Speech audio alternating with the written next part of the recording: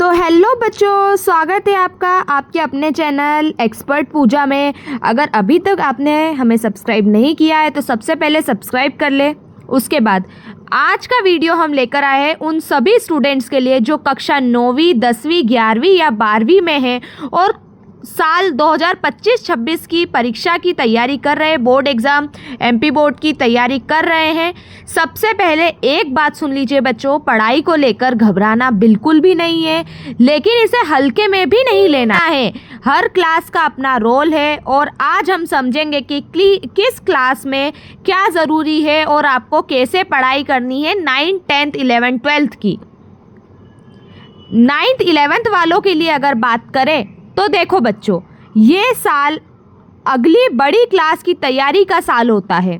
अगर आप 9वीं में हो तो ये 10वीं बोर्ड की नींव रखती है और अगर आप लोग 11वीं में हो तो 12वीं की मेहनत यहीं से शुरू होती है। तो अभी से अपना टाइम टेबल बना लीजिए। सबसे पहले हर सब्जेक्ट को समय दो, हर सब्जेक्ट पढ़ना ज़रूरी है। ऐसा नहीं है कि सिर्फ मैथ साइंस कर लिया, हिंदी इंग्लिश को ग्रांटेड ले लिया, नहीं करा।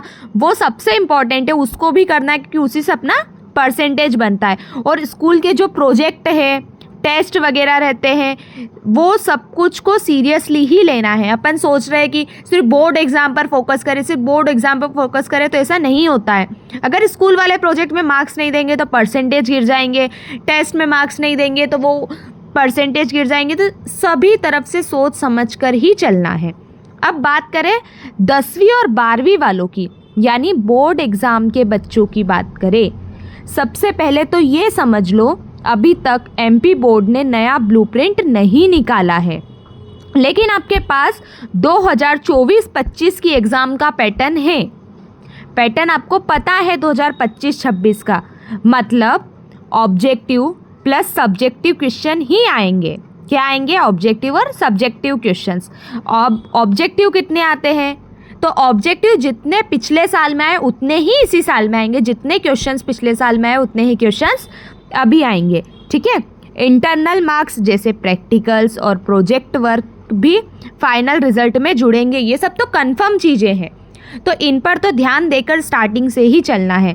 एनसीईआरटी पर अच्छे से फोकस करके चलना है स्टार्टिंग से। अब सुनो कुछ काम की बातें, सभी क्लास के लिए ये जो काम की बातें जो मैं बताने वाली हूँ। रोज़ पढ़ाई करना शुरू कर दो, कम से कम 2 से 3 घंटे पढ़ो।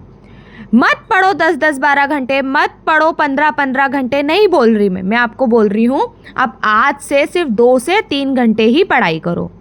ठीक है। पुराने साल के पेपर हल करो। उन 2-3 घंटों में से 1 घंटा ऐसा निकालो जिसमें आप पुराने साल के पेपर हल करो। पुराने साल के गवर्नमेंट स्कूल के पेपर हल करो, terminal, half yearly, main exam, सबके पेपर आप हल करो। इससे आपको समझ आएगा कि एग्ज़ाम में क्या आता है और किस पैटर्न पर आता है। समझ में आ गया?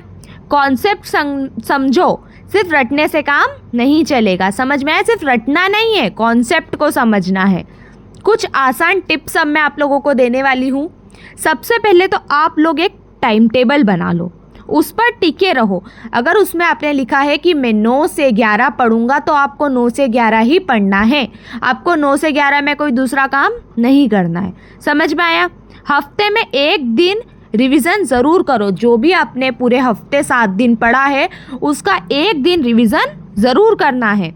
कोई भी डाउट हो तो टीचर से पूछो, और अगर टीचर से नहीं पूछ सकते हो तो आप यूट्यूब पे आ जाओ। यूट्यूब पे हर प्रॉब्लम का आपको सॉल्यूशन मिलेगा। यूट्यूब पर अपनी प्रॉब्लम सर्च करो और अपनी प्रॉब्लम का सॉल्यूशन निकालो। अंत में सबसे आखिरी में एक ज़रूरी बात, जैसे ही नया ब्लूप्रिंट आता है मैं आप सभी बच्चों को मेरे चैनल पर एक्सपर्ट पूजा पर सबसे पहले बताऊंगी। ठीक है। जब तक के लिए मेरी ये टिप्स और मैंने आज के वीडियो में जो कुछ भी बताया सब कुछ बेटा अच्छे से याद रखना और खुद पर भरोसा रखिए और जुड़े रहिए हमारे चैनल के साथ एक्सपर्ट पूजा। ठीक है। ओके।